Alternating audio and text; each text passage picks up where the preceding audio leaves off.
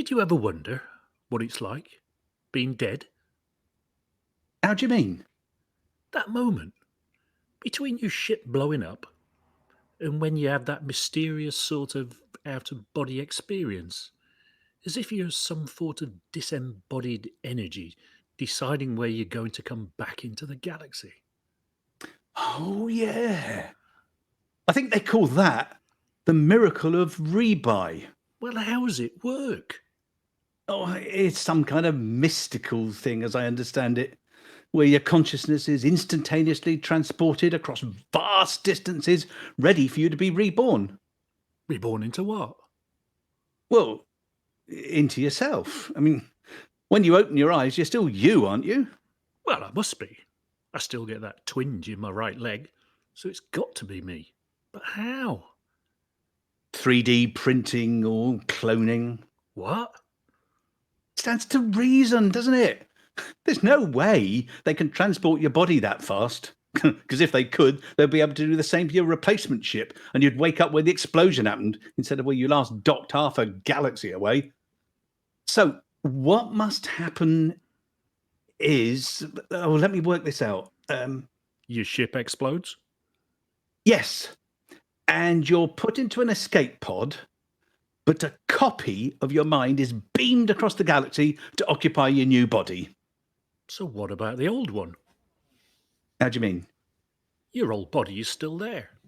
And for all we know, still has your old mind in there, aware of everything that's happening. You mean... Yep, those occupied escape pods you pick up, full of pilots, original pilots, who have copies going around the galaxy, unaware that there's an identical them, tearing at the lid of a metal tube floating in the darkness of space. So what do they do with them?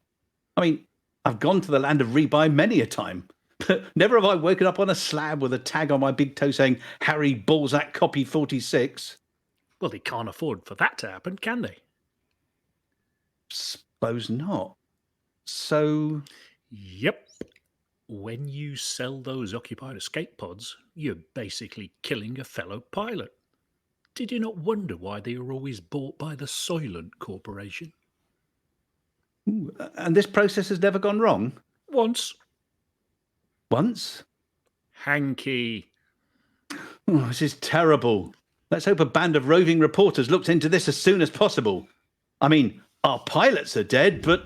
Our mics are live.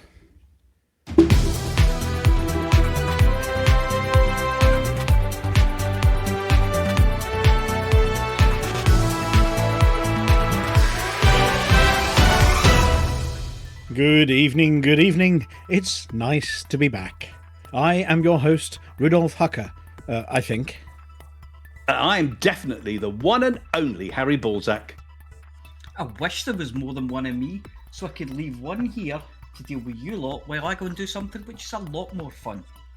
There's not a second copy of me, I'm sure. And that tale made me feel a little pale. I'm a Juan. If they try any nonsense like that on me, they'll fill the back of my pan. Don't you mean hand? Ooh. No, now get on with the news.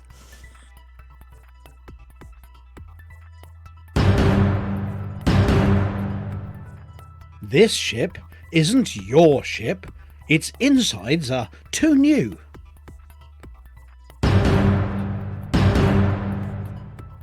The gauntlet has been thrown down. And Zoo know who did it. Frameshift drive not included. Dog's breath is safe. Everest to Everest. The Great Black Hole Bake-Off. You're not paying attention, even now, are you?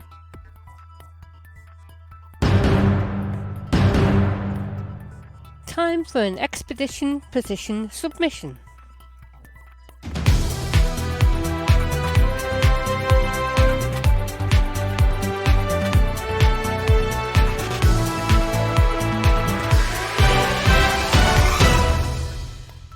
In an exclusive to Hutton Orbital News, our team of roving reporters have uncovered evidence of a galactic scandal of gargantuan proportions.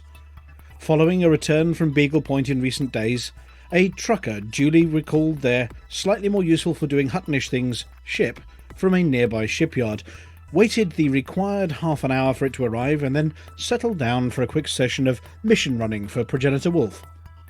Their ship, having been in storage for a month or two, was nearly perfect. The paint was the right colour, the backside-shaped dent in their seat was just the right shape for their buttocks, and even the smears on the canopy screen were just as they remembered.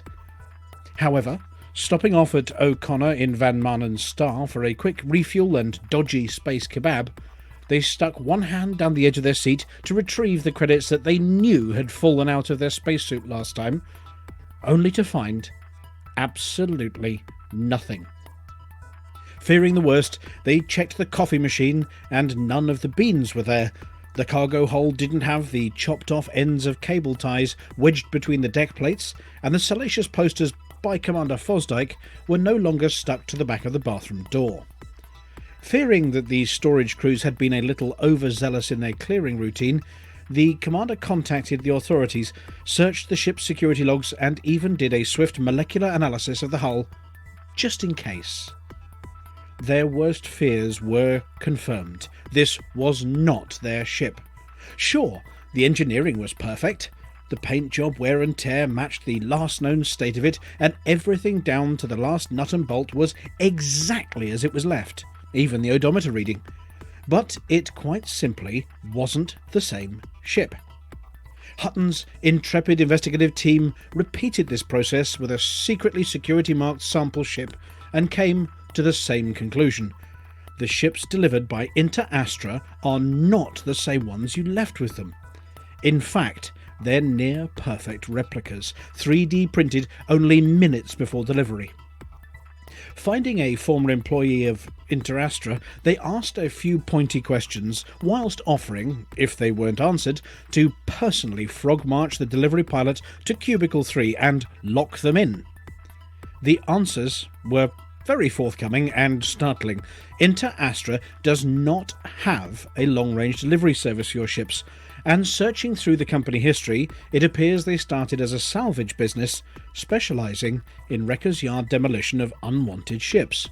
Yes, when you request your shiny ship to be delivered from Colonia for a few billion credits, they quite simply 3D print you a new one to the exact specs of the one you lodged with them so very far away. The long time it takes?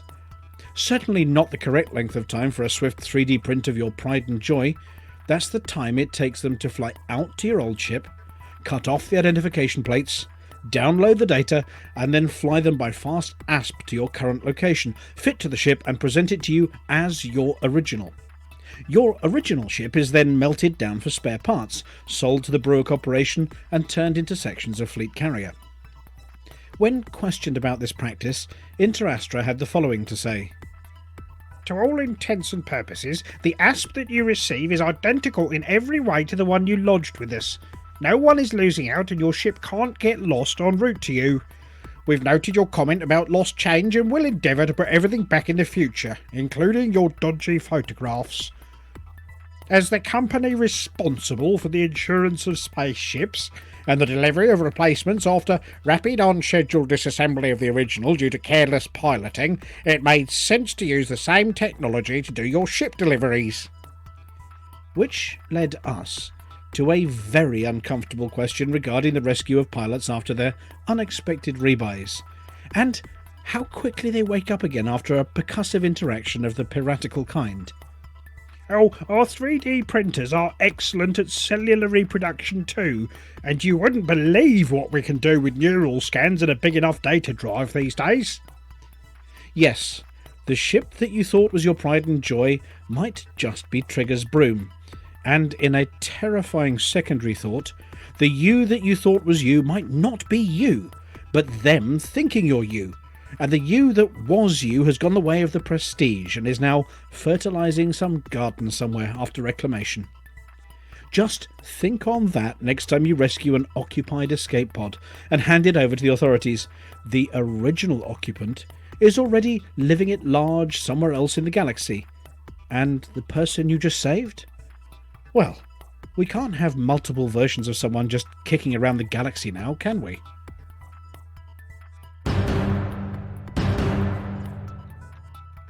There is a name that strikes fear into the cold hearts of pirates the galaxy over. That of Commander Alex Zuno, an epithet not entirely unknown to truckers, given his almost continuous presence at the top of the tables for bounties earned week after week. Well, we have had a communication from the commander, who has taken a few moments away from his overheating hardpoints to bring us up to date with what he's doing. Or rather, not doing. It appears that even as far back as 3305, the Imperial Navy Intervention and Rescue, for Alex is part of that crowd, were investigating our group as a possible anti-pirating ally. But at that time, our effect wasn't great enough to keep their attention.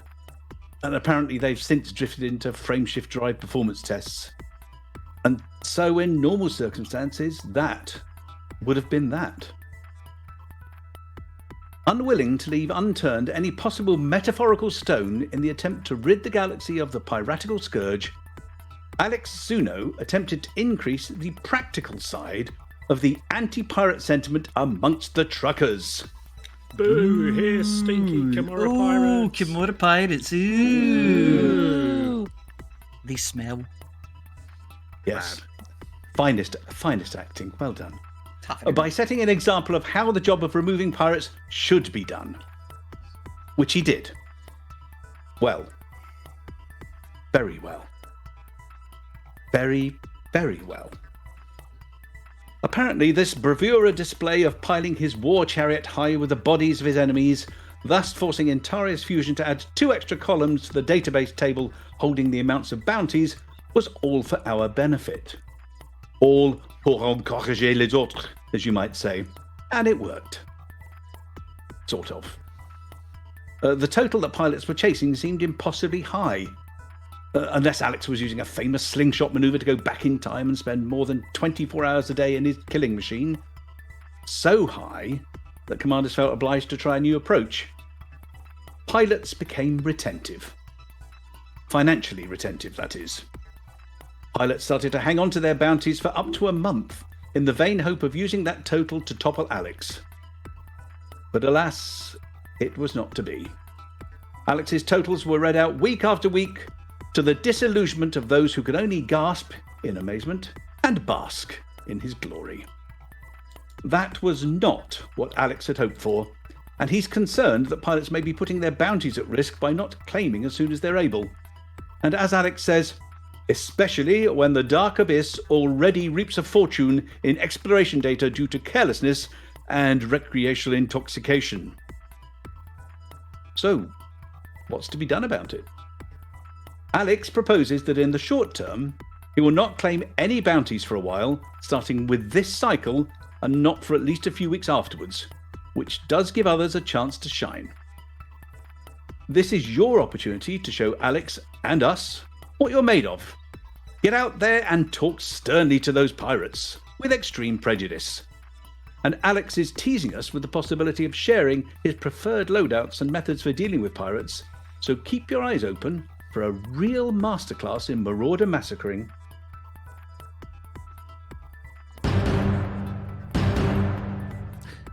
It's a hard life being a new pilot. People are always willing to take advantage of the new, uninitiated and inexperienced. If it's not someone in a fleet carrier enticing newbies with promises of sweets, sweet mining and sweet credits, it's the highly amusing enticement to fly out to Hutton for a free anaconda. As an original joke like that always makes everyone laugh. This time, however, the culprit appears to be the Pilots Federation with their online shop.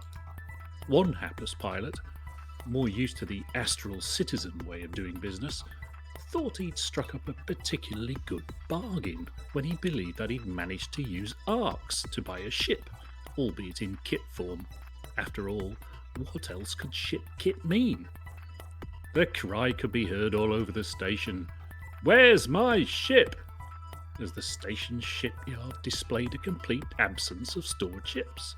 Not an asp, not a vulture, not an eagle, not even a keelback, not a sausage. Of course, if you're expecting food items in the shipyard, then you've got even bigger problems than this unnamed for their own protection commander. Bewildered, perplexed, and with cheeks of an ever more crimson aspect, the greenhorn, yes, they do exist, they weren't just made up by pirates, started to stare into the faces of the crowd around him, who variously looked at their own fingernails, shuffled around, and tried unsuccessfully to stifle a grin behind their palm.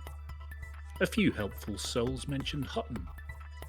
"I told you that the free anaconda thing makes people laugh, but since the majority of pilots are all-round good eggs, after speaking to him, it gradually dawned on the commander that a ship kit was a kit for a ship, not a kit containing a ship. Now you can use arcs to buy many things. You can buy colours for your engines, colours for your weapons, colours for your ships outside, strings of lights, decals for your ships. Though not, of course, the Hutton decal. That has to be earned. You can buy decorations for your fascia, decorations for your face, nodding trees, men with knees, voices, layout choices, and bits to glue on the outside of your ship if you need somewhere to hang your towel when you're planetside. But what you absolutely positively cannot buy with arcs is a ship."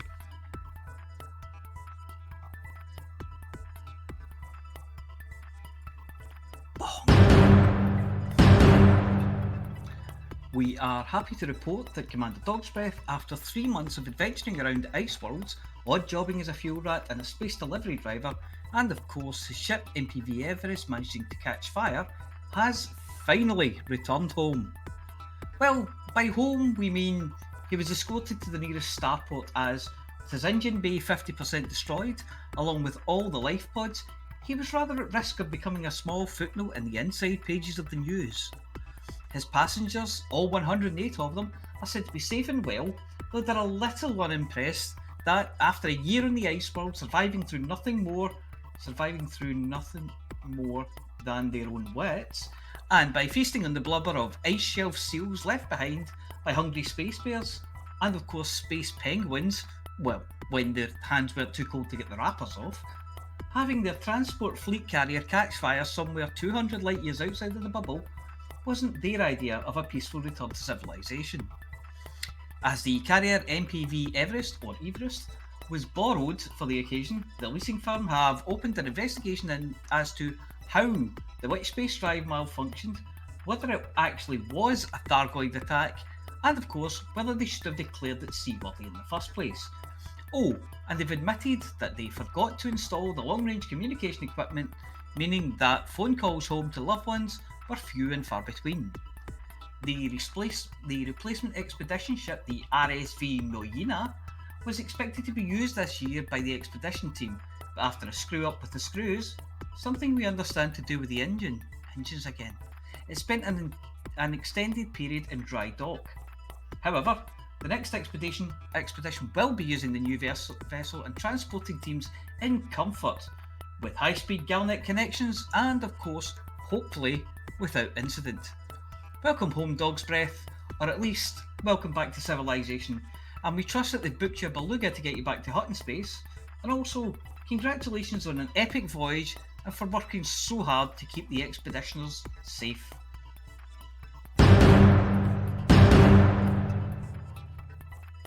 If you are the kind of pilot who believes in such things, and many do, you'll be absolutely clear in your own mind that the universe, the galaxy, our solar system, everything right down to your indigestion right now are the results of a plan by some higher power, someone with control of the entire galaxy who can, with a whim, change a whole planet or cause a new star to appear.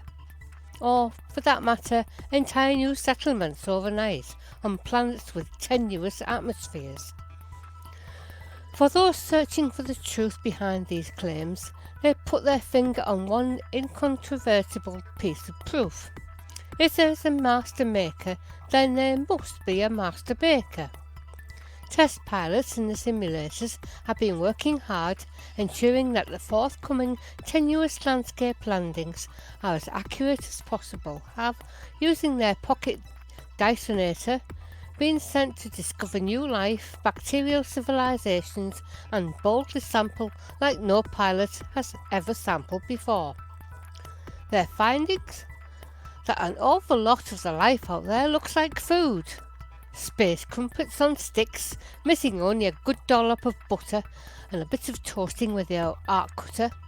Entire trees festooned with donuts, just waiting for some sticky icing and some sprinkles. And then there are space baguettes, singly or in bundles. Pilots who cracked open their helmet just a tiny bit to take a whiff state that they do indeed smell freshly baked, especially in the light of a nearby star, and they smell delicious. So there you have it, someone has designed the entire galaxy, and as far as we can tell, they're a boulanger.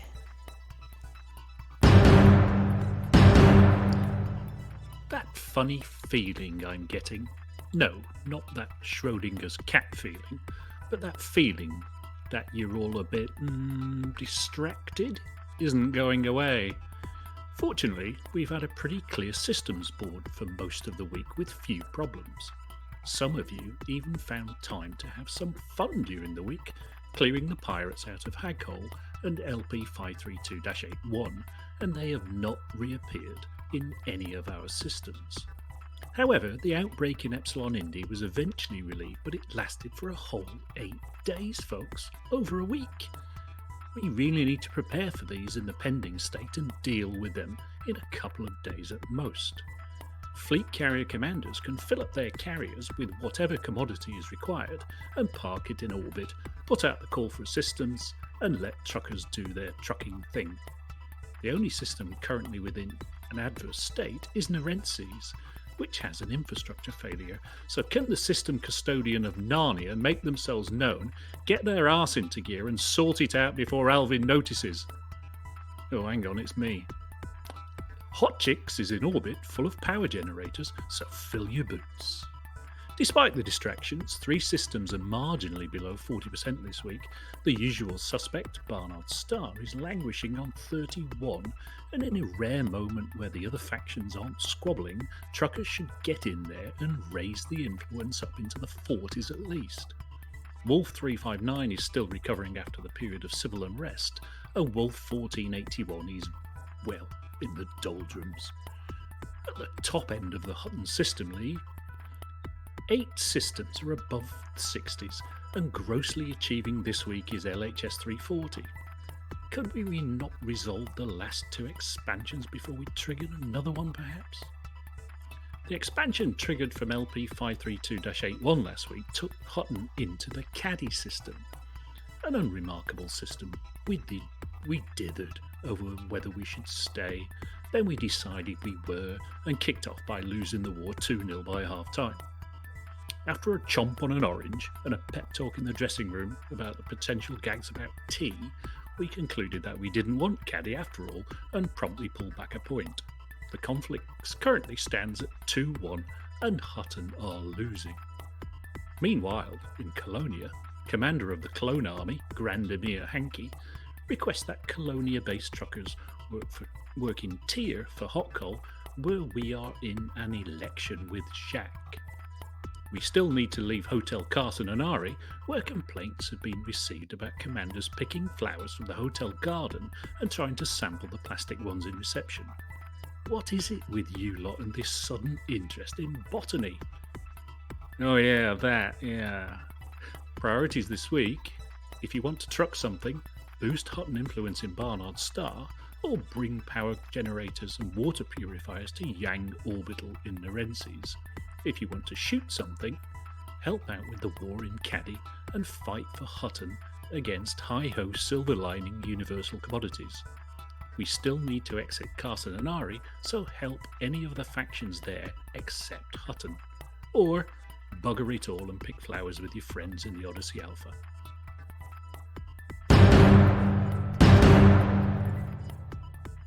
Here are the updates from our friends around the galaxy. Events created and led by the community. Commander Eros Maidlung is moving once more around the galaxy in his democratically directed fleet carrier, FTM Isfahan, and the latest news from him says, "Last week we got the carrier moved successfully, and a day later a message came in from Montgomery Python, who wanted to clear out some slightly cheaper than market price. No questions asked, tritium. Operations gave me a thumbs up, and we moved the carrier once again to cut down some of the 16,000 light-year trip Montgomery was going to make. The Isfahan is now well stocked with tritium and can continue to explore while being ready to make a fast sprint back to the bubble once walking licenses are issued." The pilots exploring in comparative comfort led by Commander Mephisto have had a quiet week. His report says, "In its 6 weeks, the Comfy Cannon cruise had Aurarium, Gyrotrees and Pods as the last few features of the most southern reaches of the Milky Way. The rest of the week was filled with jumping and refilling with tritium, where systems are so far apart that only with FSD injections passengers could venture around. Boredom led to shenanigans like Commander David HMB writing Konsu on a planet's surface with an SRV, as well as a cooperative canyon run with stock siders and a Type 7 as the escort. After 2 days of jumping the fleet carrier, now waits again until tritium reserves have been refilled before it resumes its way towards the east." Keep up with their progress at bit.ly/ED3C. The pilots of the €5 tours by Commander Hunter were exploring the hard way. No glamping on a fleet carrier. Oh no, it was a one-man tent, or rather ship, and a walk to the toilet block through a muddy field in the dark for them. Commander Hunter tells us, "After 6 weeks, the fleet is finally getting home from a long trip to the centre of the galaxy. With more than 1.5 million light years jumped and 60 waypoints visited, 77 commanders are finally getting some well-deserved rest in populated space. This has been a great expedition, and I hope you all enjoyed it as much as I did back in the day. I'd like to give special thanks to Commander Palantir and the Hutton Orbital truckers for keeping up to date with the expedition, to Commander The Mind Within for being my right-hand man and supporting me in setting this up, to the New Pilot Initiative for giving us the opportunity to, and last but certainly not least, all of you for joining in. Without all of you, this expedition wouldn't be such a success. I hope to see you all on the next expedition. Fly safe, 07, Commander Hunter." Information on this expedition can be found at bit.ly/5eurotours. It's very nearly time for the conductor to ring the bell, punch your ticket, and for the wheels to go round and round as Baz's Big Bubble Banter Bus Anniversary Tour leaves the depot on Saturday. And if you want to go upstairs, sit up front and pretend to be the driver, you better stop whatever thing it was you were doing with your legs and get back into your ship in a hurry. Commander Veleran has sent us the itinerary for the tour, which starts at 1900 UTC, 2000 BST, on this Saturday, 26th of April, and he says, "The fleet carrier FTM Blazing Saddle is already in Hill Pass High, very close to Curie Gateway. This will be the start point for each of the 7 trips, and the carrier will jump to each of the destinations as we go. Shipyard and outfitting are both unlocked, so commanders can transfer whatever ships and modules they would like to bring with them. Our first destination on Monday 26th will be where we left off from the original tour. We will be visiting Site 94. An abandoned mining settlement where we had a rather interesting encounter with a good old Tharg. A cyclops came from underground, probably an instancing glitch, and EMP'd us as we were lifting off. There must have been half a dozen of us whose ships went dark, then fell to the ground as if our strings had been cut, bouncing off each other. The other destinations are as follows.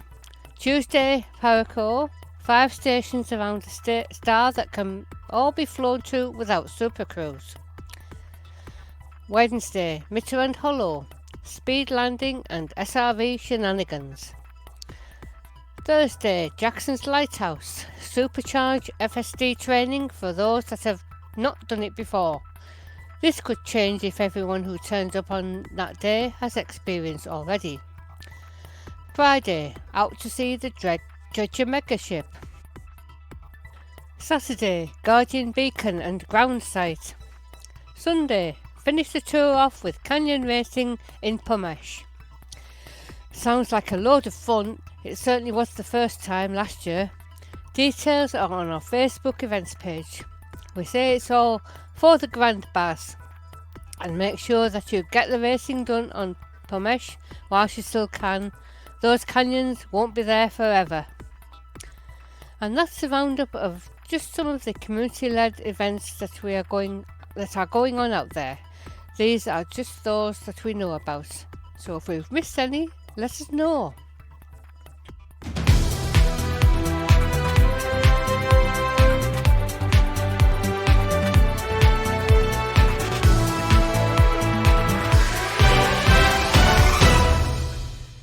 And we're back. And I'm back. And, well, the show's back. Hello and good evening, everybody. Thank you very much to the news team, as usual. Introducing your crew for this evening. We're a person down this evening. I mean, we're more than one person down, but it's a shocking occurrence. Man overboard. Well, Or in our case, Hawk overboard. A wooga. Yes, we are doing the Wooga Walls. Yeah, Aemilia has had, for the very first time since she joined us on the show, had to make her apologies this evening because she's off stargazing. Did she bring a sick note? No, well, yeah, apparently the skies are the clearest they have been in a millennium, and there are some meteors flying across the sky. Lyrids. And yeah, and she's gone with a meteors. Lyrids. meteors. Yeah, Yep. meteors. Not lyrids, meteors. Not meat eaters. Meat eaters, vegans. There are some Meatballs. vegans. Meatballs. Yeah, meatballs. Meatballs from space. Yeah. Flying across the sky, and so Aemilia has gone out with a great big telescope and has gone to be is going to spend the evening stargazing. However, she has sent us in her report on where she's been this week for the Galnet Rares Digest later in the show. And oh my goodness gracious me, is it a special one? Having just listened to it. Oh dear, I hope you're ready for this. And do stay till that part of the show. It is towards the end of the show, but do stay for that because it's quite special. Yes. Anyway, for the rest of the studio team, we have the ever-present Commander Palantir. Good evening, Squire. Good evening. And personal thanks from me for sort of standing in over the last bit while I have been otherwise occupied. Well, were you somewhere else? Oh. Oh, Were we supposed to notice? Et tu, Brute. Is this yours? Who's that?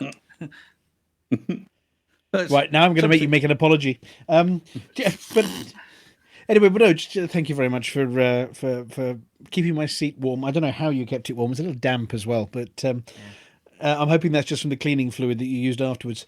But thank you very much. Of course. Yeah. Cleaning. I hope I didn't sit there at one point, did I?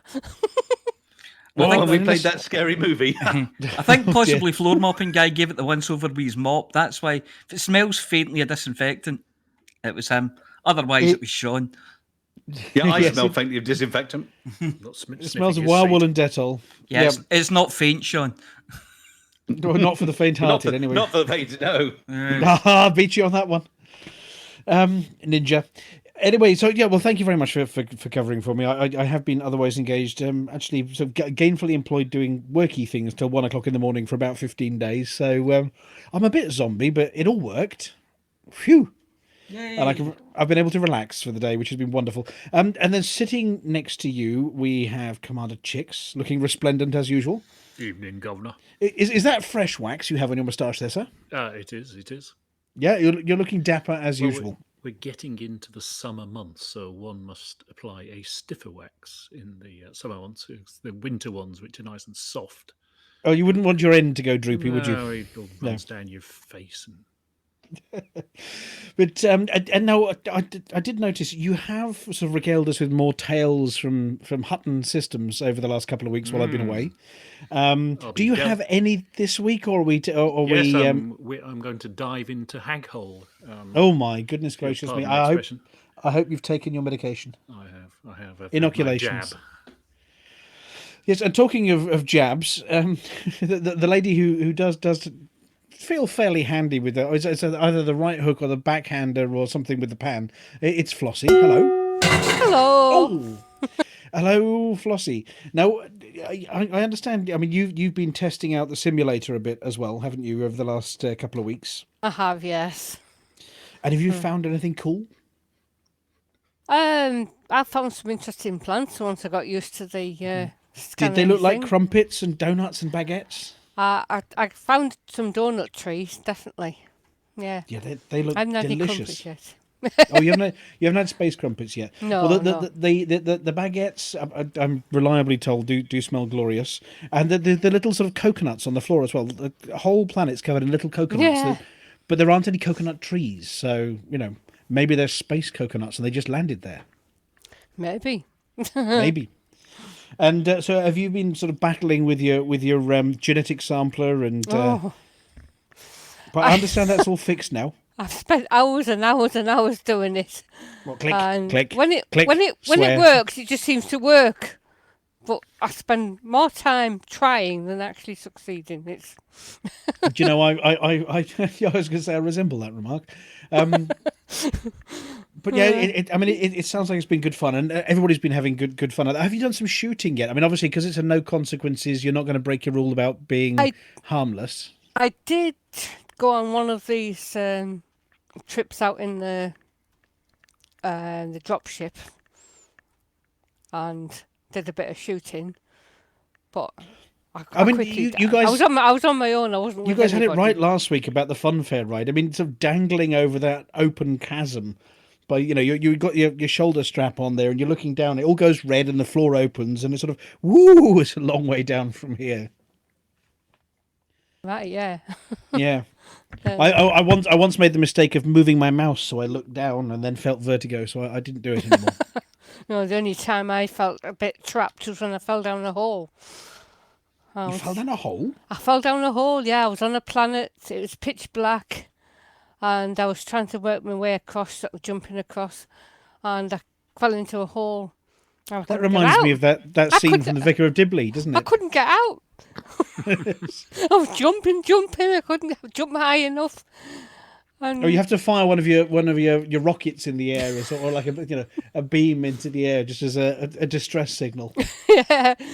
Well, the calls for help went unheard, so in the end, I tried re-logging a couple of times, and the second time I managed to get out, but I thought I was going to die in that hole. Oh no! I have flashbacks to various battles we've had over the years on planet surfaces. But well, I'm glad you've been having fun. And then just to prove that I haven't forgotten they exist at all, it's the apology officer. Hello. I was waiting for that. Just ready to call you all sorts of unpleasant names, but I'll save that now.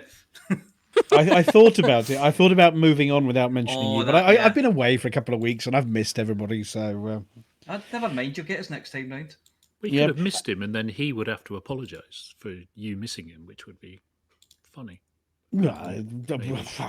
Maybe apologies from Let's try apologies. it. Let's try it. From the apology officer about the apology officer's behaviour. No, never. No, that ain't never going to happen. It's never my. You have to understand that the person who writes the report is never to blame. So whenever you write the report or write the apology, you're never to blame. You always Is pass that the why blame. Hanky sends us all the Colonia reports, just so we can't blame the Hanky? Very possibly, yeah. Very possibly. But what you will find is you'll find that if you look back through all my old apology reports, mainly it was Commander Rampage that got the blame for things. Well, Talking reasonable. of that, how are Team Hotbox at the moment? I haven't spoken much to Team Hotbox this last few weeks, so I've been off on my own doing exciting materials gathering. You know, 'Cause I so Could do that be understand because that. you're surrounded by splitters? yeah, well, anybody that Controversial. goes from Xbox to PC is a splitter. That's just how it works, and you just Yeah, shout well. splitter every time they mention it. Ouch. So And because I know that they had a CQC Saturday, I think. Was it last weekend or have I missed a week? it was last weekend. I don't know. I think it was quite a quiet one actually, but CQC comes and goes, and people are busy, and then they're not busy. So we just keep it going every month, in the hope that people will turn up when they can. But yeah, it was a quiet one this time round. I think generally speaking, I mean, there are a bunch of people sort of testing and playing in the simulator with the No, on planetary landing Xbox thing. they're not. And then, as Chix will tell you, that everybody else has put their feet up and is completely ignoring all things Hutton at the moment, just because Yeah. there's a bit of a sabbatical. We're having a bit of a holiday for a bit. I think people just have other things on the go just now. There's a lot of with the world waking up again. I think there's a lot of people with some real life stuff to do and things like that. So Or going to lick each other in the pub or something. running out to lick each other in the streets, yeah, Yes, yeah. is a new pastime, which is difficult to do through a mask. Yeah, I can see that. Yeah, it just sort of gets damp on the front, and then there's probably Unless you've bought one of those special ones with a hole in it, so you can breathe easier. yeah. I Yeah. have seen pictures of Death people doing spout. that, and Yeah, I do despair of the human race sometimes, just Yeah. occasionally. there's, Yeah. there's some specialness going on there. There are a lot of special people out there, but everybody's Always. been staying safe, and that's absolutely wonderful. So we heard about Commander Dog's Breath during the news earlier. Yeah. So Commander Dog's Breath is back safely. They managed to get back to Fremantle in Western Australia, which was the nearest port, having had that minor emergency out at sea, which was a bit worrying. They sort of limped it back on one engine. In fact, they had to shut that engine down for a while they did some maintenance on it, but they were escorted back by another vessel. They did get back safely, and the 109 expeditioners and crew managed to get ashore. Probably kissed the ground as soon as they got to it. But yes, the ship that they borrowed, the Everest, was only for this journey because the new one wasn't ready yet. It was a rental. It was a rental. Yes. You know what happens when people get a rental? They just abuse it.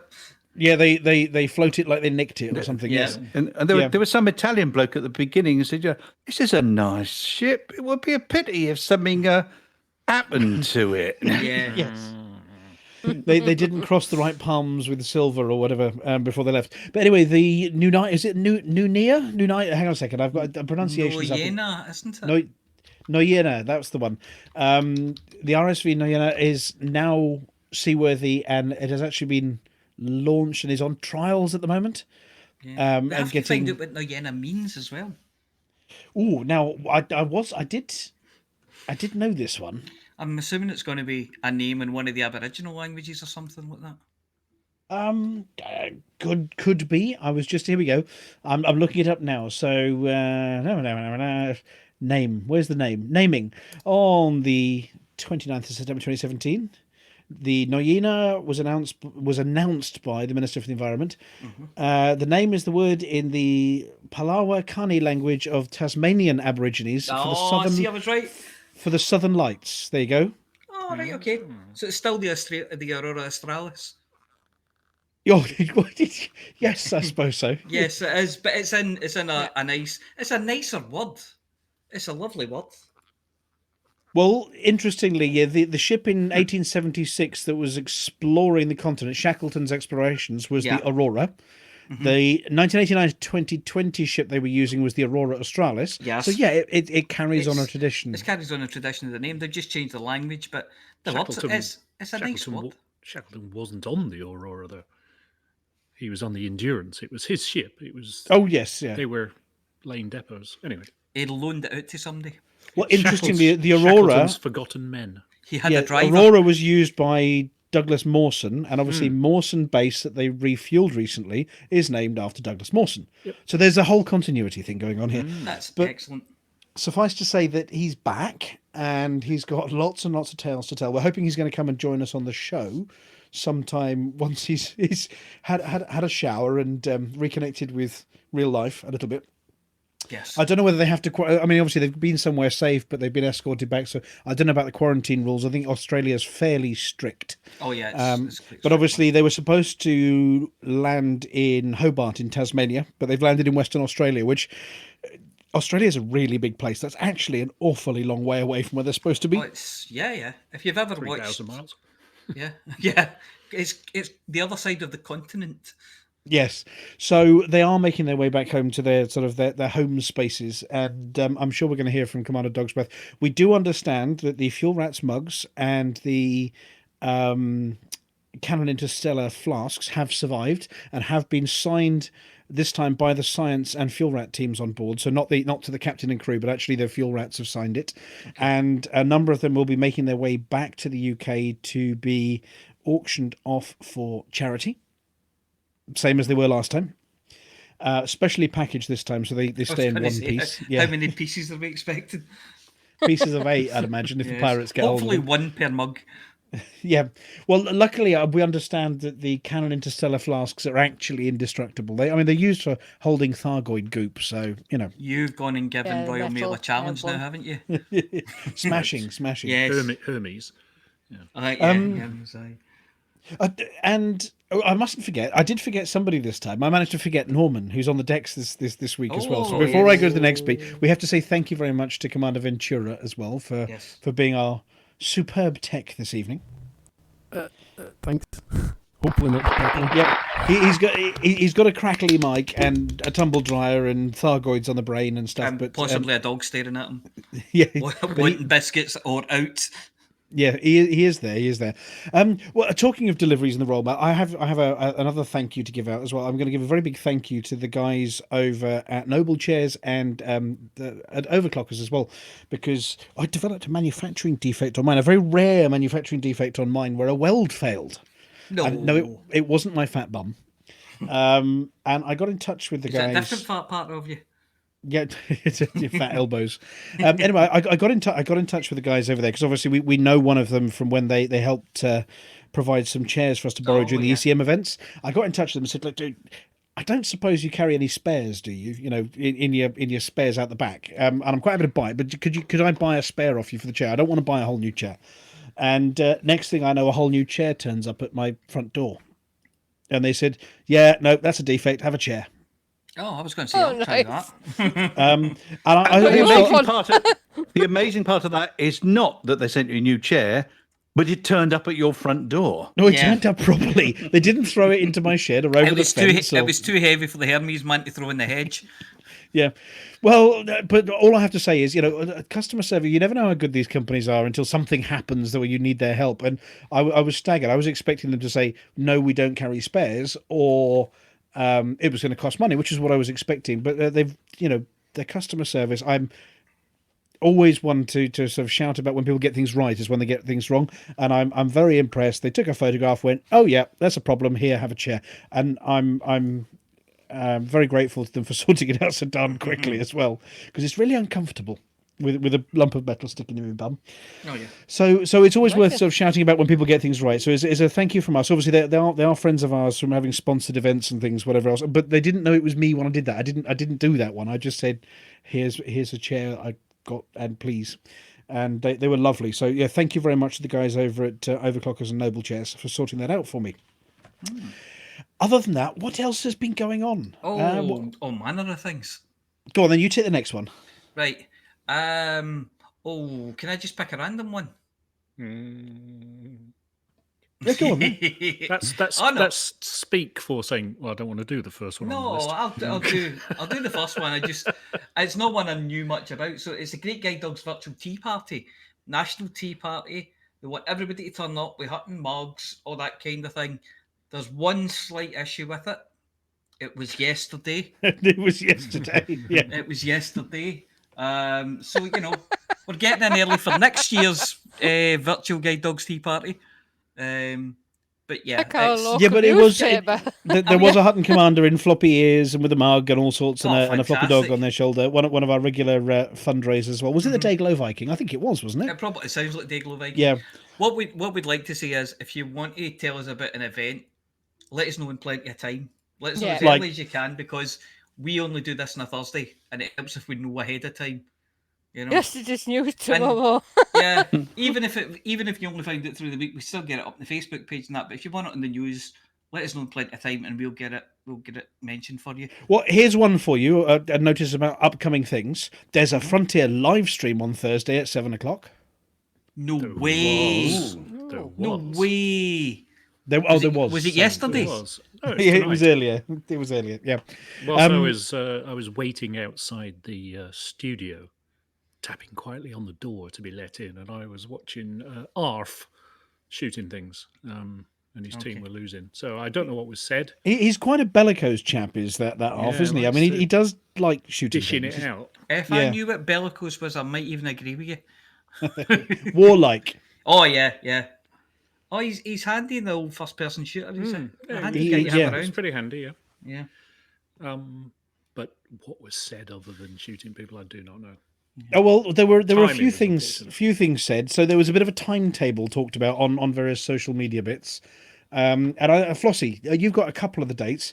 What's the next important date coming up that they publicised? Did you catch that one?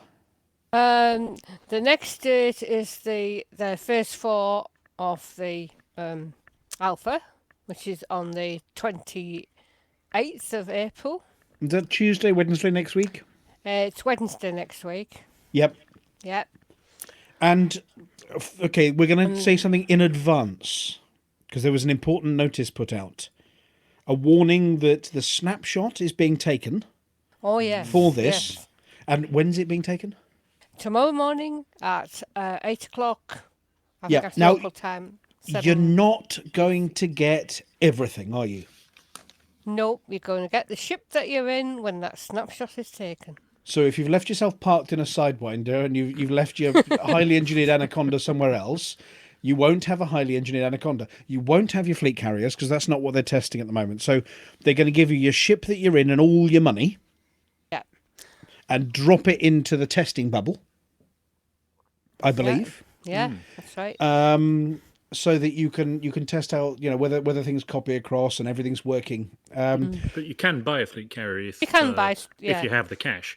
yeah. Yeah, if you've got 5 billion spare in the bank or whatever it is, then yes, you'll be able to buy them. The reason they haven't copied your fleet carriers over is because it's a limited, tiny, small bubble. If they suddenly drop, 10,000 fleet carriers on a 50 light year bubble, nothing would work. It'd all grind to a halt. And because there'd be fleet carriers as far as the eye could see. So they're not letting you every single system. Well, how many is it? 50 light year bubble is what, 100 systems maybe in that? Oh no, 50 light years. It's going to be about 1,500 Quite a systems. few, yeah. Oh, I can't remember how many are in this little corner that they've given us, but Yeah. even so, that's quite a few fleet think carriers when- per system. Didn't Draxler do? Didn't she do something like 50 light years all round Hutton? Where Mugs worked at about 15,000 or something. Oh, I can't remember. It wasn't 15,000 because that's a quarter of all of them. Yeah, well, it wouldn't be that then, would it? But it was No. 50 light years of Hutton, and there was a lot. Got 1,500, would it? Yeah, it was possibly. 50 light years of Sol. Yeah, That was it.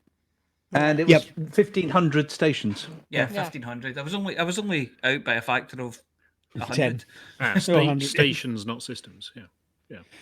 Yeah, so it still would be an awful lot of fleet carriers. So nobody get really upset. Oh my goodness, where's my fully engineered XYZ? Because if you're not flying it right now, tomorrow morning, then you're not going to be in it when you arrive in phase 4 of Alpha. Consider yourselves warned. I'll be in my anybody- Phantom. Yeah, anybody moaning about it, we said, well, you didn't listen to the show, did you? And then they'll say, no, I was busy. But so there's that. And then the next date. Commander Chix, are you familiar with the next date after that one? The one in May.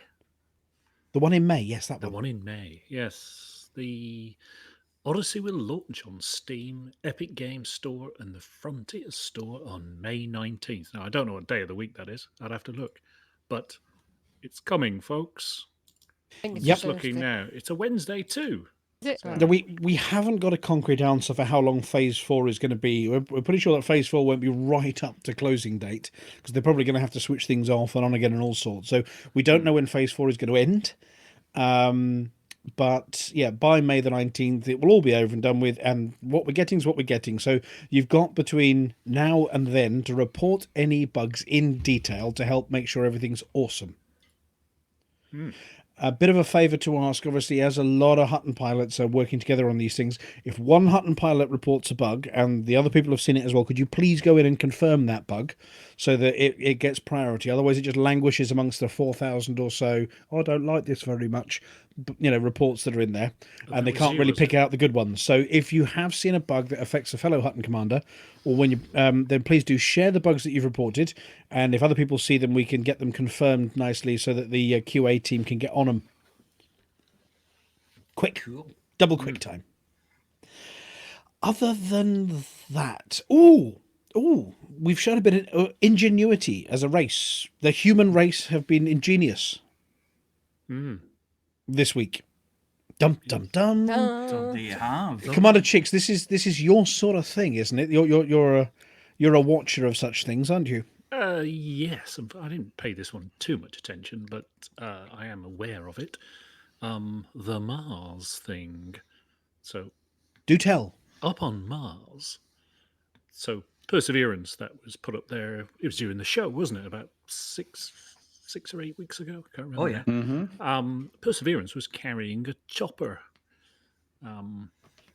There's endless Schwarzenegger gags. Get your ass to Mars. Get to the chopper. So it sort of cacked out this little chopper onto the ground and then moved away. And they've been testing it, and it's called Ingenuity. And it is a small helicopter, so it's got 2 counter-rotating carbon fiber blades. I saw a video of a guy, one of the technicians in the laboratory where it was built, and the blades are about 3.5 foot across. So it's a fair old beast of a thing. And it manages to get itself airborne in Mars's very thin atmosphere. It's about 1% of the thickness of it. Yeah. So it's got to do an awful lot of work. So they had to make it super light. And these blades spin super fast, sort of 2,400 RPM. Which you think if a chopper was doing, you wouldn't want to get your fingers in the way of that one, would you? Exactly. It's like that's the ultimate flymo. Oh yeah, yeah. It's grass on Mars. I did see the video of it, and it was on the surface, and then it flew up in the air. It flew up to a height of 3 meters, and it hovered at 3 meters for a while, and then it landed again. And that was just the kind of test. I think they've got some places they want to fly it now, haven't they? Yeah, so they're going to go up 5. Those people listening in Imperial, how far is 3 meters? Oh, it's about 10 feet. 10 feet. 10 foot. Yeah. I should say. And they're going up to 5 meters, then horizontally 2 meters, and they're using the camera on board to take some pictures from it next. Yeah. Yep. But there's something even more exciting they did today. Ooh. Did you spot that one, or shall I wax I on? think you need to tell us that one. So those of us that have been playing fun games in the simulator, like what is it, the colonizing Mars ones, the surviving Mars, those kind of games, when you build your colony on Mars, you build a moxie by the side of your dome, which generates all of your oxygen and water.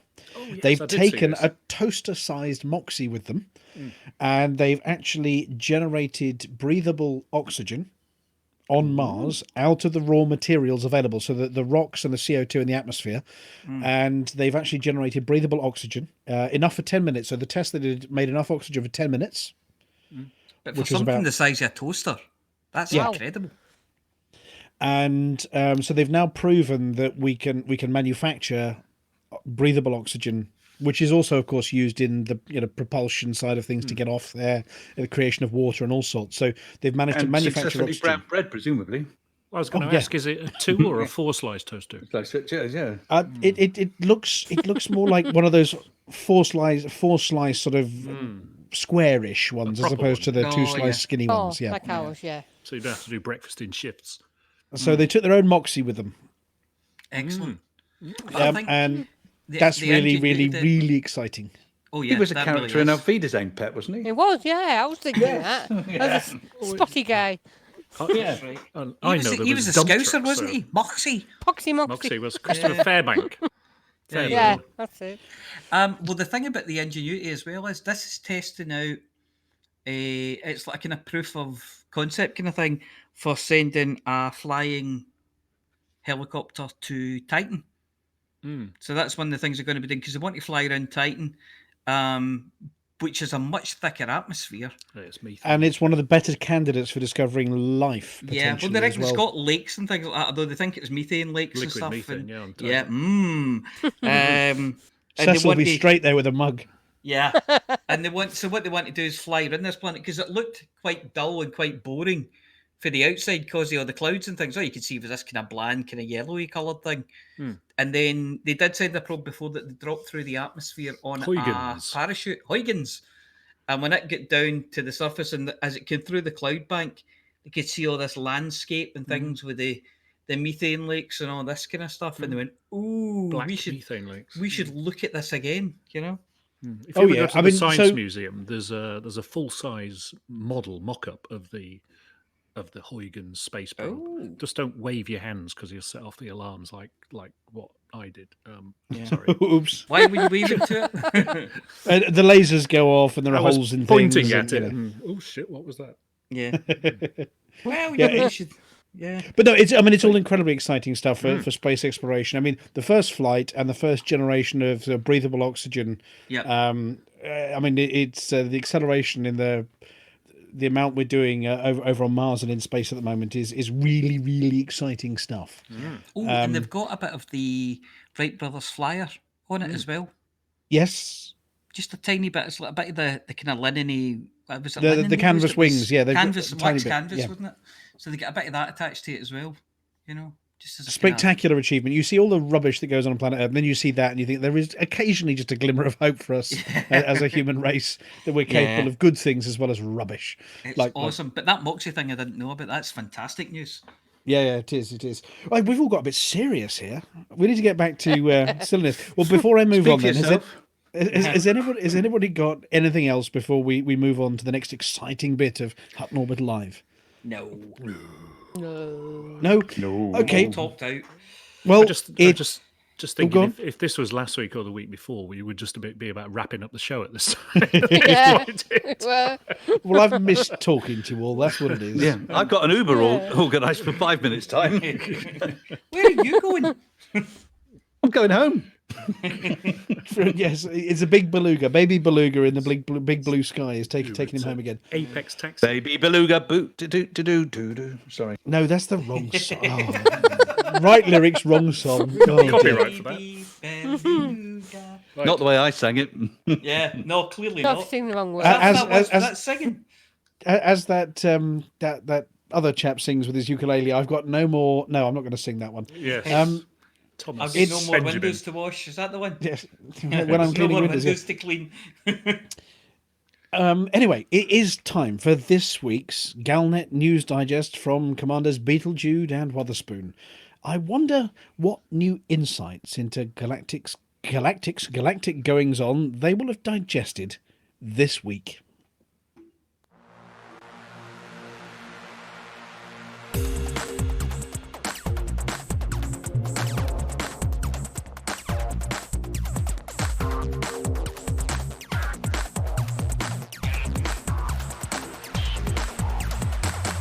Galnet News Digest, 22nd of April 3307.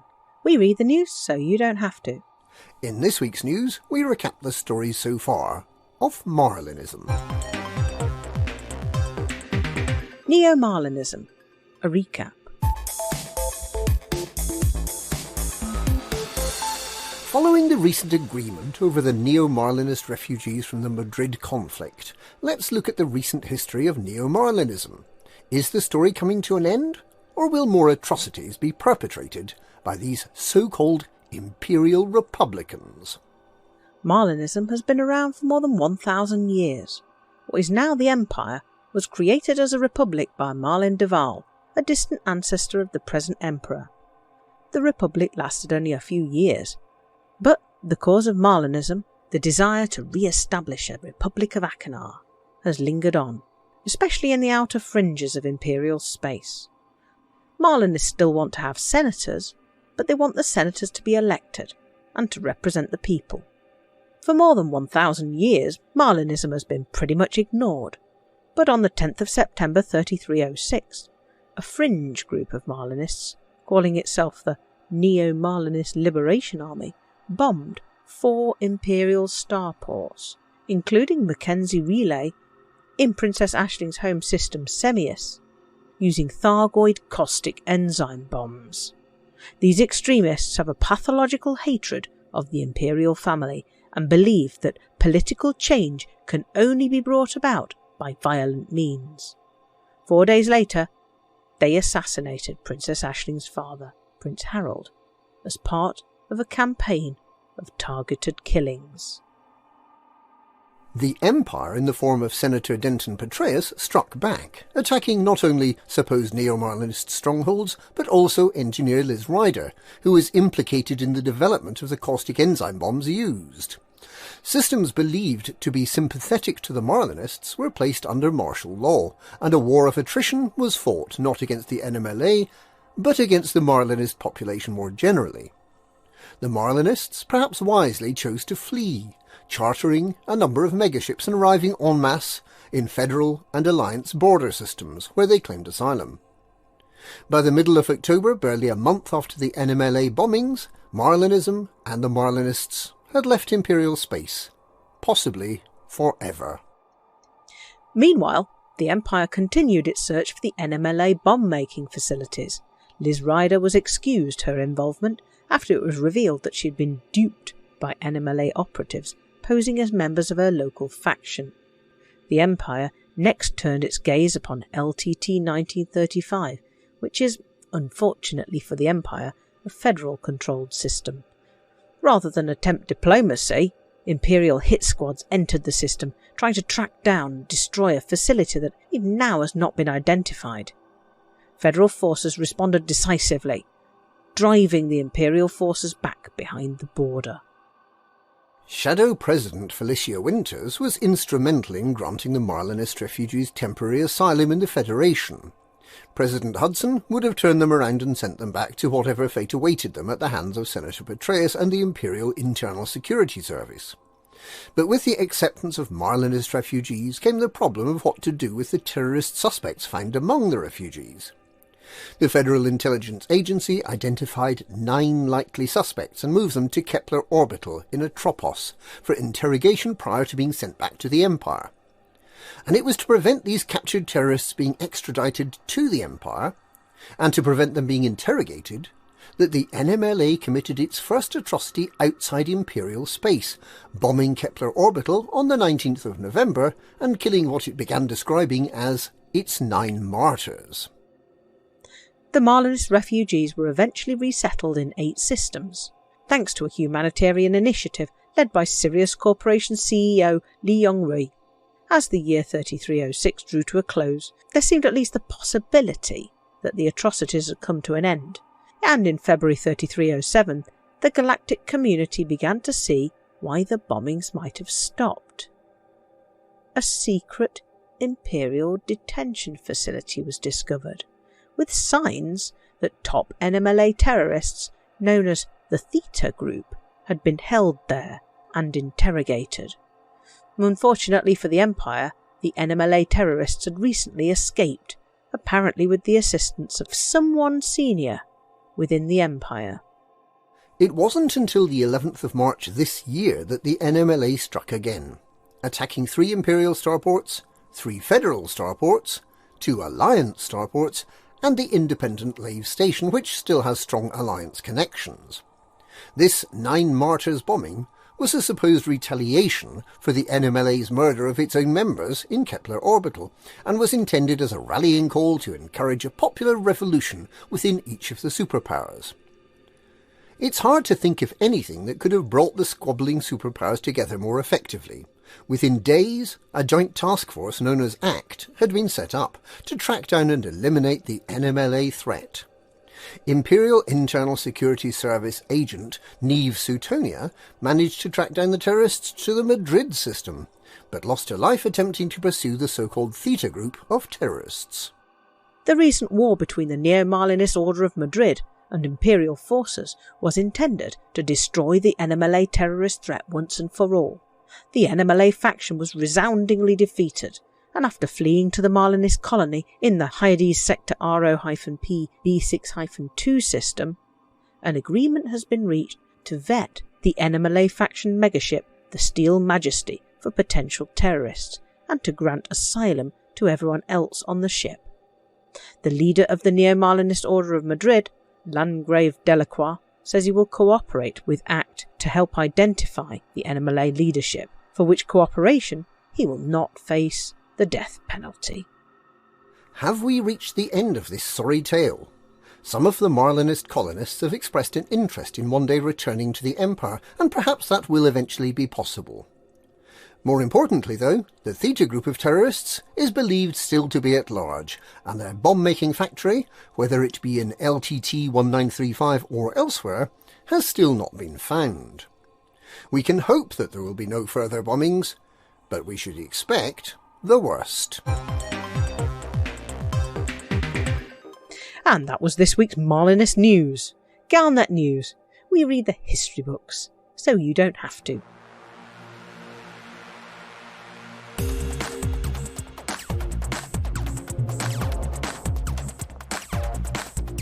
Right.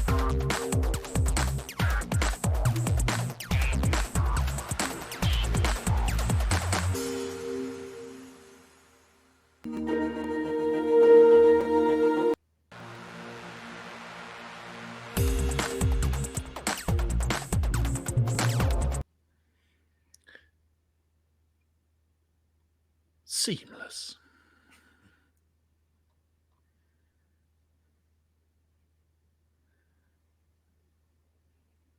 Well, thank you, Commanders Beetlejuice and Wotherspoon. It's that time of year, isn't it? It's all repeats. Something that can't be accused of being a repeat is Chix's Guide to the A to Z of Hutton Space. Well, it couldn't be until a couple of minutes ago. And this week he's, and yes, I'm going to say it, he's plunging into Haghole.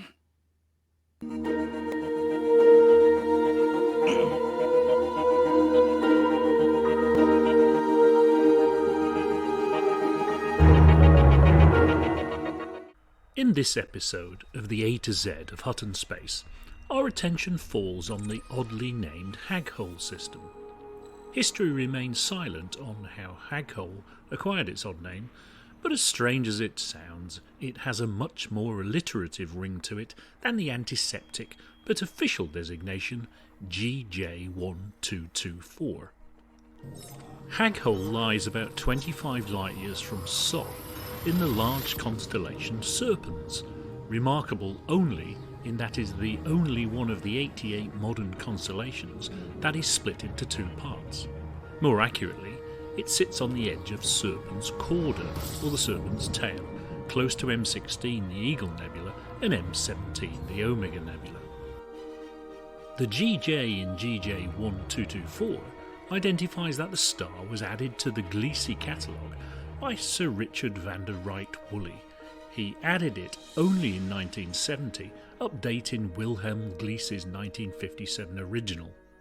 Had Gliese added and discovered it, it would of course been designated GL1224. Haghole, as we shall now refer to it, is a dim M-type main sequence red dwarf and is about 1/5 of the mass of Sol. Haghole will be amongst the longest lived of all stars, and already nearly 13 billion years old, this star will witness virtually the entire history of the Age of Stars. Haghole is orbited by 7 icy worlds, the innermost 4 having thick methane or ammonia atmospheres, resulting in crushing atmospheric surface pressures. The 5th planet orbits 3,000 clicks out and has a thin helium atmosphere, indicating just how cold the system really is. The 5th planet is orbited by a single landable canyon-scarred satellite, on which the only 4 surface bases in the system are situated. Each are located in the same hemisphere, seemingly huddled together at only 21 degrees above absolute zero. However, despite the cold, this satellite is the only accessible source of materials in the system, and as such, it is the heart of the system economy. Remote from the inner cold rocky worlds, orbiting 12,000 light-seconds out from the jump point, lies a single Class II gas giant. The modest population of 4.2 million supports a mixed economy based upon refining and primary manufacturing, and only 2 commodities markets exist in the system. The first, Messerschmitt City, a Coriolis station, is the only orbiting station and hangs above the gas giant. Named after the German astronaut and physicist Ernst, not to be confused with the aircraft and motorcar designer Willy. The second market is at Block Base, controlled by the Green Party of Britsameno, and is located on the surface of Planet 5A. Block Base is notionally a military market, but oddly from which all weapons are prohibited. It seems that their skimmers are pretty laid back too, as they don't appear to be unduly bothered by nosy commanders mooching around. Given its odd name, Haghole marked itself out as a target for the Hutton truckers, and on the last day of April 3305, the truckers expanded into it. The expansion was preceded by much debate, as the system lay on the extreme limit of expansion from the Leuten 145-141 system. It offered limited resources from an inconveniently remote station, but hey, it had a funny name, so Alvin liked it, and that was enough.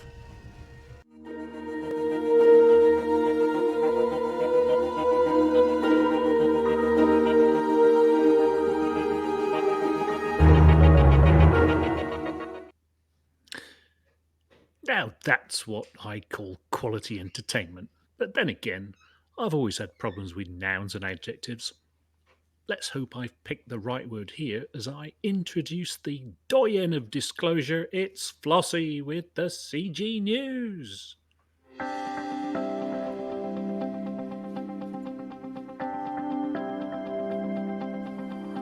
It's Flossie.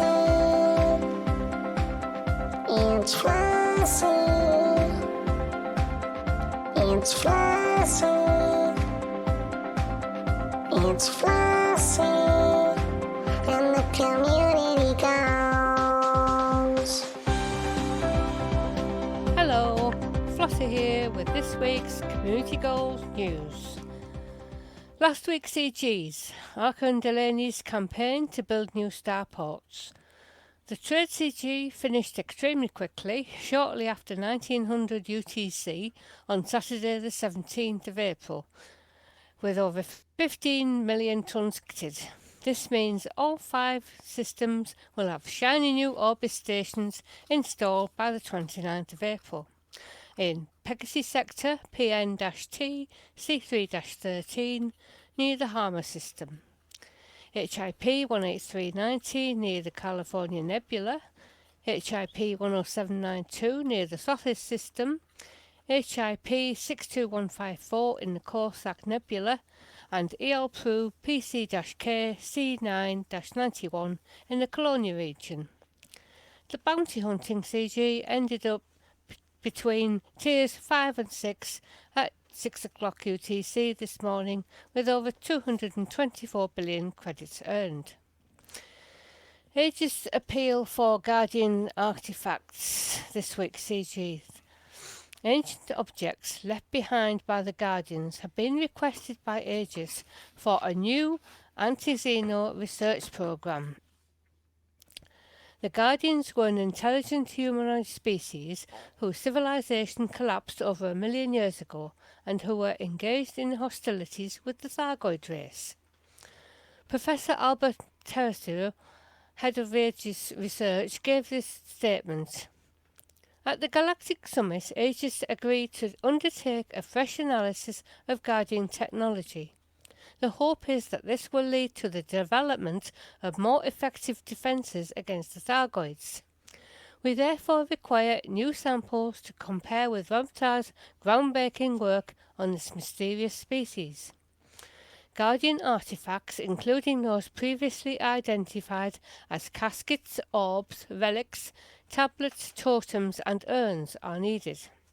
These can be unearthed from the ancient ruins scattered across dozens of worlds. Pilots are asked to deliver their shipments to Aegis Research at the Alexandria megaship in the Delphi system. If Tier 1 is reached, the top 75% of contributors will have Guardian Ghost cannons unlocked and a fixed Class 2 Rating B Guardian Ghost cannon placed into storage at the Alexandria megaship in the Delphi system by the 30th of April. For the duration of this initiative, Aegis have organised for a Guardian technology broker to be present on the Alexandria. For each tier above Tier 2 that is reached, the technology broker will remain present on the Alexandria for one additional week. The initiative begins today, the 22nd of April, and will run for 1 week. If the final target is met earlier than planned, the campaign will end immediately. To earn rewards, you must sign up as an active participant before delivering Guardian caskets, orbs, relics, tablets, totems and urns to the Alexandria megaship in the Delphi system. And that's it for this week's CG News. Flossie told you what to do. Thank you very much, Commander Flossie. Are you taking part in the CG? Yes, I am. Yes. So what would you do with the Gauss cannon apart from fire your Gausses, or are they geese? Leave it with the other junk I've been getting from CGs recently. Oh, your storage Type 10 that you've got everything stashed on. Yeah. Yeah. Well, whatever you do, don't go and do it this evening. Then leave yourself in the ship you're doing that with. And anyway, you want to be the right ship. I am actually. I'm in my crate Phantom, which I love the engines. Yeah, I think that'll be okay for. Yeah. Anyway, I'd better hand over to the apology officer for the sports results before your pan wielding arm gets going again. Oh!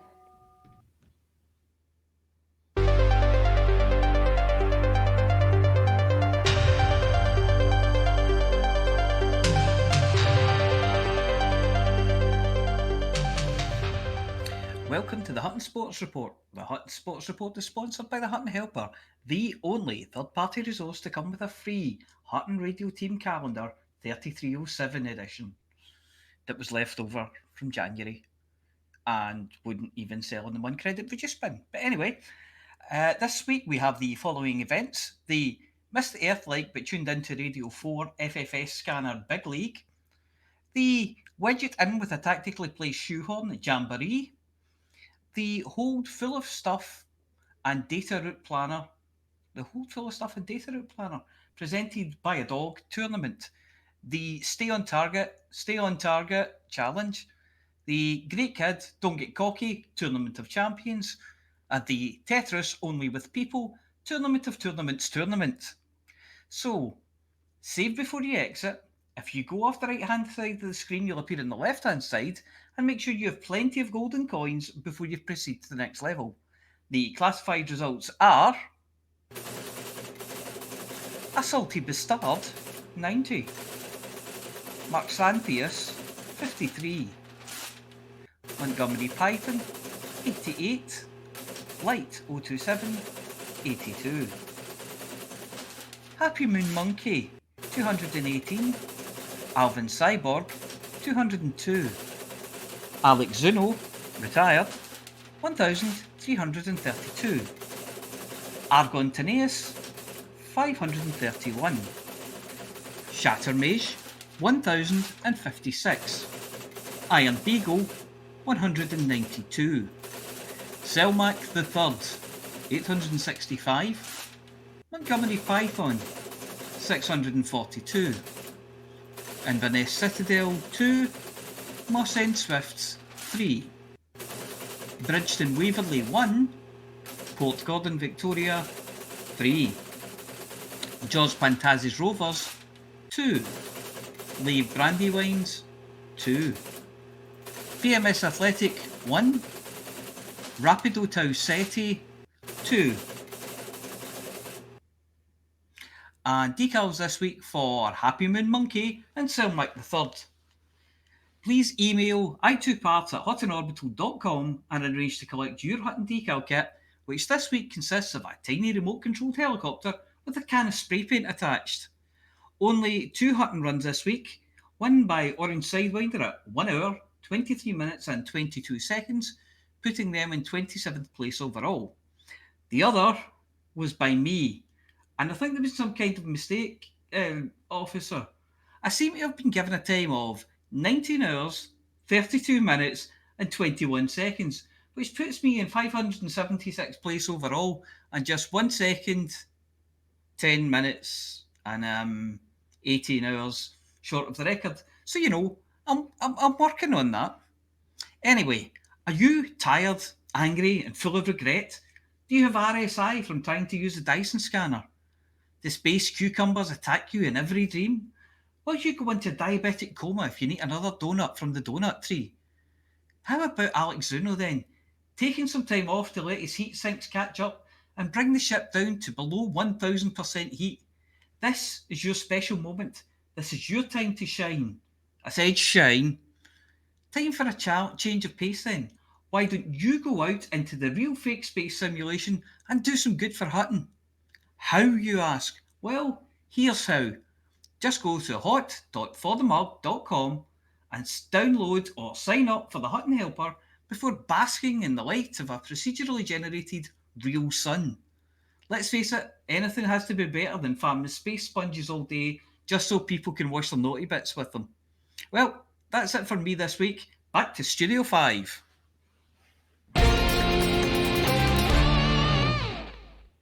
Thank you, Mia. That's a very humanitarian gesture by Commander Zuno. And I want to see everyone who's not called Flossie get out there doing shooty-shooty. Time now to hand over to Aemilia Hawke with the Galnet Rares Digest and a strangely rather wide grin on her face. Good evening. This is Aemilia Hawke reporting for the Galnet Rares Digest. We try all the galaxy's rarest and most dangerous commodities, so you don't have to.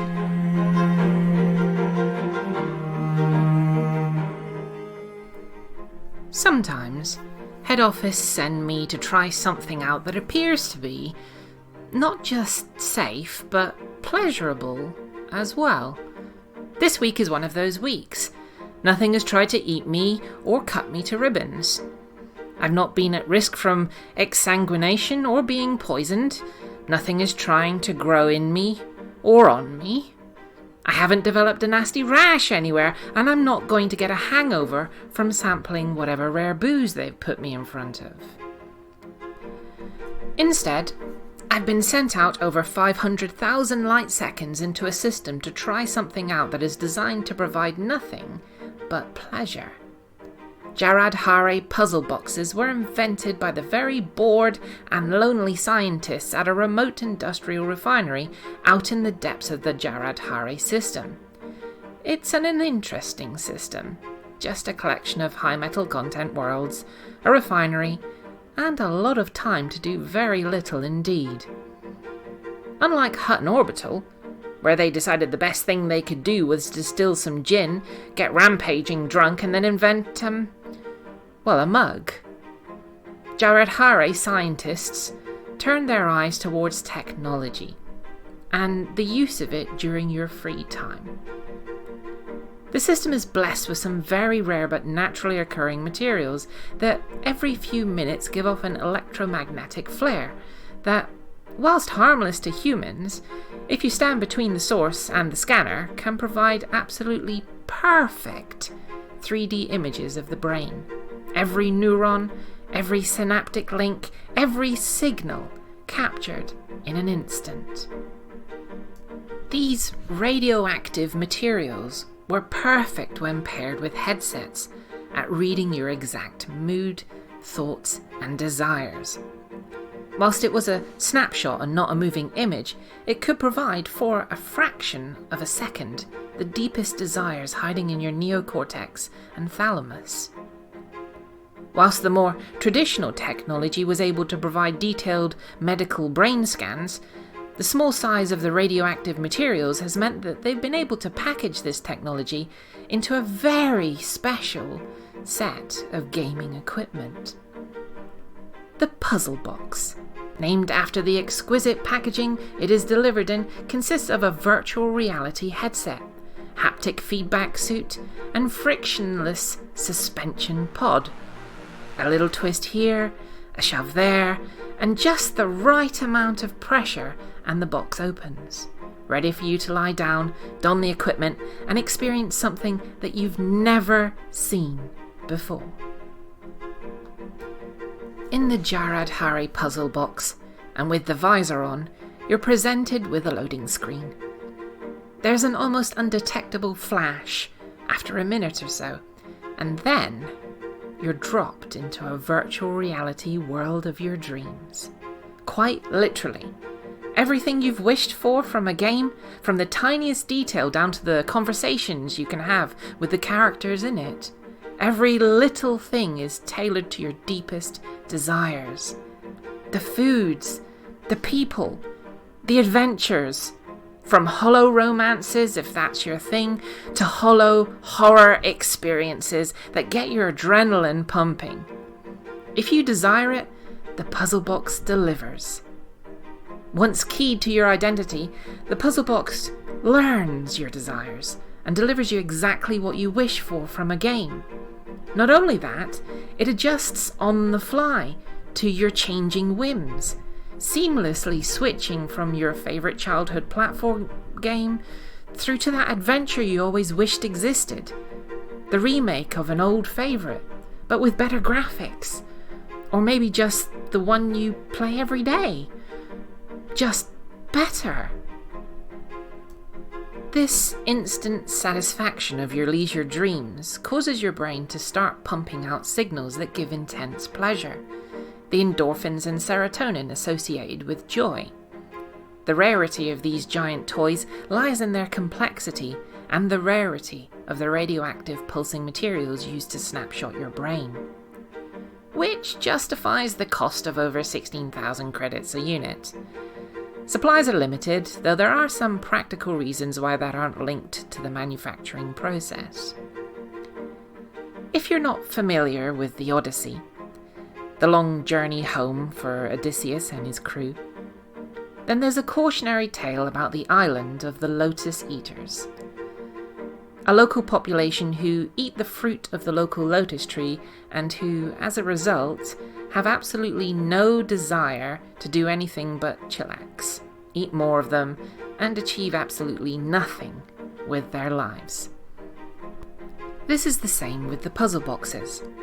They're fitted with time limiters as early users discovered that having a virtual world where everything was as you wanted it was far more tempting than real life. Spending more and more time inside their boxes and slowly, inevitably, wasting away. Of course, if you don't game-gasm yourself into a serotonin-fueled heart attack after the first hour. Oh, and then there's the sterility. Make sure, if you're planning on being a parent, that you've got some of the necessaries on cold storage somewhere, as regular use of these things will definitely damage your chances of passing on your genome. I've been delivered one of these puzzle boxes, and aesthetically, it's beautifully made. Brushed metal exterior carved into intricate patterns. Having dressed in the haptic suit and lowered myself into the box, I'm suspended perfectly and can't feel a thing. Putting on the visor and mask, I find myself in a virtual world almost indistinguishable from the real thing. Let's see how good this thing is. It appears to be an Odyssey simulator, which is apt. Not the journey, but the same one used in test suites throughout the galaxy at the moment. I can see stars and ships and nebula, and of course, the sunrises over new planets. It's stunning. As I fly through this simulator, everything is perfect. The annoying messages from passing wedding barges just aren't there. The rocks all contain valuable materials when I mine them, and somehow all the engineer materials I need just seem to pop up when I want them. Oh, this is good. Really good. I think I'll try walking on foot. I'm in my fleet carrier. It's enormous, and I can actually see the inside. This is giving me shivers as I walk down to the docking bay. Yes, oh yes, I'm boarding my ship. Oh my god, this is so good. I'm walking around the cockpit. I'm seeing stars. I want to land. Oh yes, like that. Yes, oh VR me, baby, yes. It's a planet, such a big planet, and it takes my breath away. I'm walking towards a space crumpet. This handheld tool is... Oh my, it's opening a screen. I'm decoding a genome. Yes, yes, yes!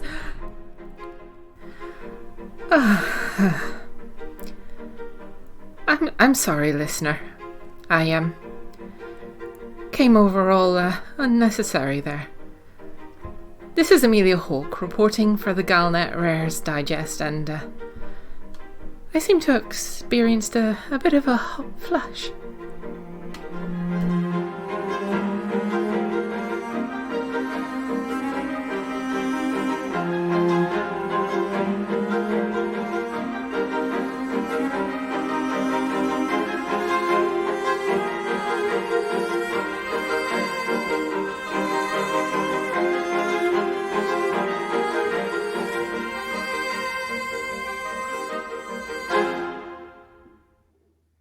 I'll have some of what she's having.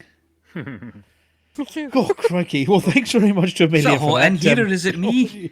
Of course, Somebody yeah. open a window. Yes. No, don't. It's a vacuum. I've gone all pink now. Yeah, well, thank you very much to Aemilia for that. Yes, it's a demo. vacuum. Don't open the window, you'll be sucked. No, that's not. Oh, Stop no. it. Stop it. Oh, no, sorry. It's probably a good thing that Amelia's gone for an evening out somewhere in the fresh air and maybe a bit of a quiet lie down before she embarrasses herself or the rest of us any further. I mean, they sound fascinating, these simulators. I mean, you can pretend to be in a spaceship, in an imaginary galaxy, flying down to imaginary planets, and all those engineered materials you've always wanted are on hand. Space legs in your cockpit. I mean, it just sounds wonderful, doesn't it? Oh, yeah, yeah. I bet it's got ship interiors. And SRV variants. It's like the real universe, just better. There's definitely It's no like salt Elite in- Dangerous. It's like Elite Dangerous, but I need both hands to fly.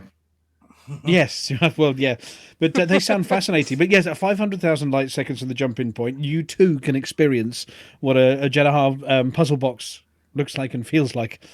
But judging by Amelia's response there, I'm not sure my old Dicky Ticker's up to it, to be fair. I know a way to find out. Your ticky what? No. My Dicky Ticker. Get Ticky Dicker. Oh, the inside one that says, no wonder she needed a night off. Oh, yeah. I mean, getting that excited over the loading screen. Oh, and anyway. Well, Aemilia will be back next week with another one of the galaxy's rare commodities. We don't know what it'll be. We do maybe have a bit of a hint that, you know, she has an affinity towards leather goods as well. But that's a different story for another day. As our resident leather worker as well. I think Amelia's looking forward to that particular episode. Though I'm not sure the chat channel over in Twitch could really survive that one if we did publish it. We'll have to Retired Navy IT1 is making some strange noises at the moment. So somebody sedate the Retired Navy IT1 quick.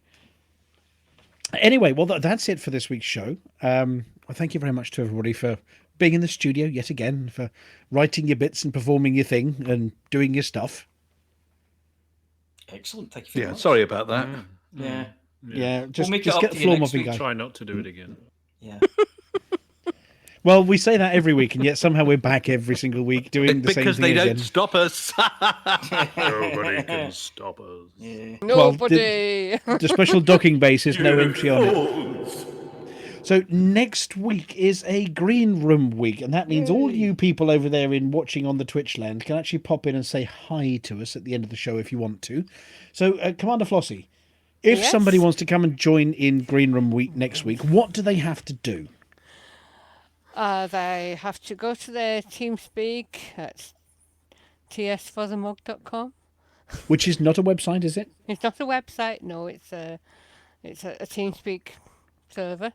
Yep. So you put And- that in, you connect and put that in, and you'll Yep. see a room marked. Green room. Yeah, live broadcast chat enabled green room or radio Oh. green room silent. One of them you can Silent. chat to other people in. The other And one you is don't- silent. Yeah. Yep. Where you can just listen, or you can listen to the show and then jump in when it's time for the green room. Yeah. Then Which is nice because that confuses us. We think there are only 3 people in the green room, and then 30 people turn up at the last minute. or even halfway through the green room and throw the sneaky person, complete yeah. thing into chaos. Yes. Because we forget somebody. So yeah, if you do want to pop in and say hi and then sort of talk about your experience of this alpha and what you're looking forward to and what you've been up to, or you're just feeling locked down lonely and want to chat with a few fellow commanders, then next week's your week. So pop in, say hi to us, say your bit. The standard rules, Commander Chix, if you've got something to say, then say it. But if you've got nothing to say, what do you have to say? For the mug. And we'll move on to the next person. If anybody hears me say the immortal words, is it my turn yet? The answer is always yes. Yes. Yes. And I am this guaranteed... is assuming you don't have your legs chopped out from under you, if you'll pardon the expression, at the last minute, given that it's the day after phase 4 being dropped. Well, Oh, yeah, yes. I might be knee-deep in programming and have to... Maybe I'll Yes. just pop in for the green room myself just to say hi. You never know. Well, yeah. Otherwise, I don't. I'll do it. That's fine. But it is your turn. Absolutely. I'm going to see what I can do and no promises. That's all I can What say. Sean's saying is, if you're not around, he'll do it, but he will cast it up a lot. Oh, yeah. I So will as long carry as the you're blame. prepared for that, yeah.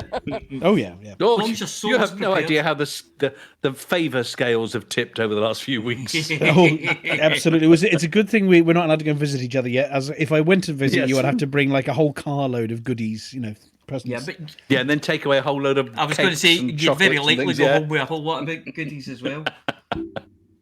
So anyway, thank you very much, everybody, for tuning in. This is going to be uploaded to our YouTube channel. If you missed the start of the show, and I noticed a few of you did miss the start of the show, it is you. also going to be edited and put up on our podcasts of media site, which Commander Palantir is media.forthemug.com.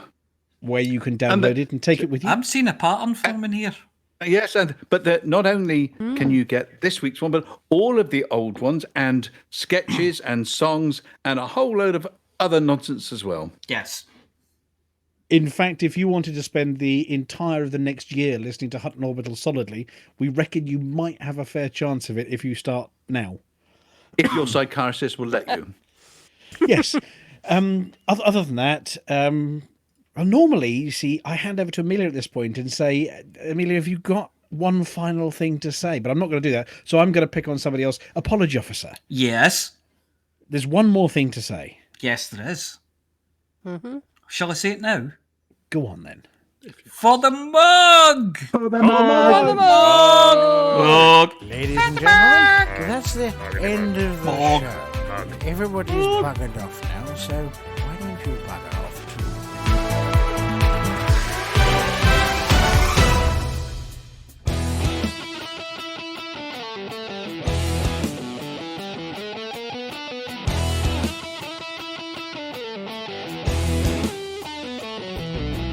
No journey too long and no cargo too small.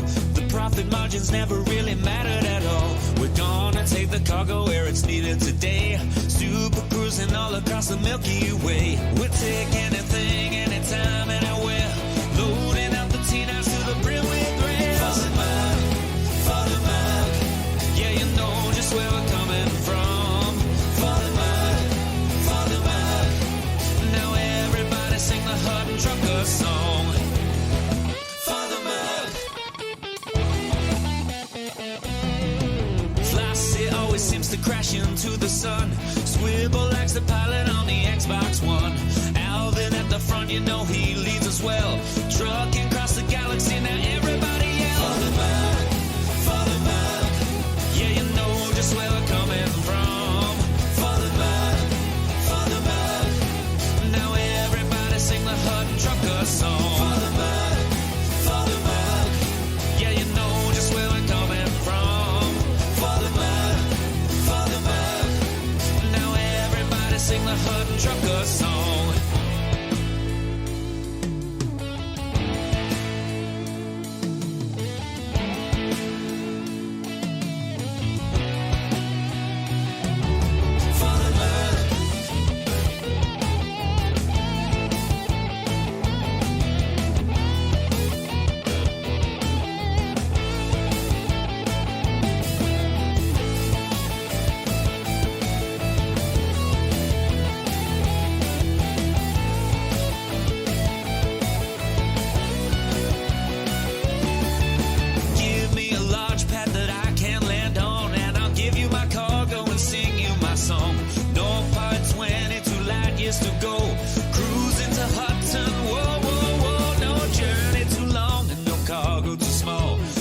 profit margins never really mattered at all. We're gonna take the cargo where it's needed today. Super cruising all across the Milky Way. We'll take anything, anytime, anywhere. So shout it out loud like you don't even care.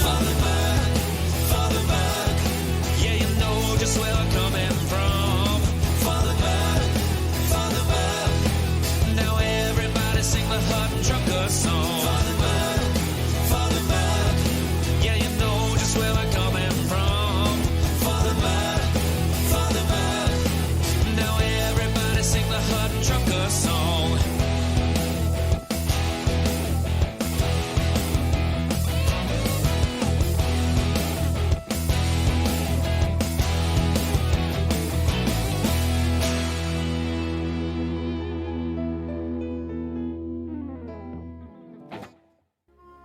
Eddie Lee Wise here. Our family-run business looks after all your sartorial needs. Whether you need something to turn your pink python purple, or you want to wrap your buns up in a nice tight flight suit, my husband Ken can sort you right out. He's an expert at inside leg, and my wife Barb's is a whiz with a sewing machine. Bespoke tarting for you and your ship. Visit Eddie and Sons, plus me daughters, at Lave Station. Right, sir. Cough, please. We are very, very sorry for all of the mishaps, all of the misbroadcasts, all of the non-broadcasts, and all of the nonsense which has happened at this evening's Hutton News. I'm Mr. Dusty. Well, thank you very much. That was excellent. Give me your trash. Night all.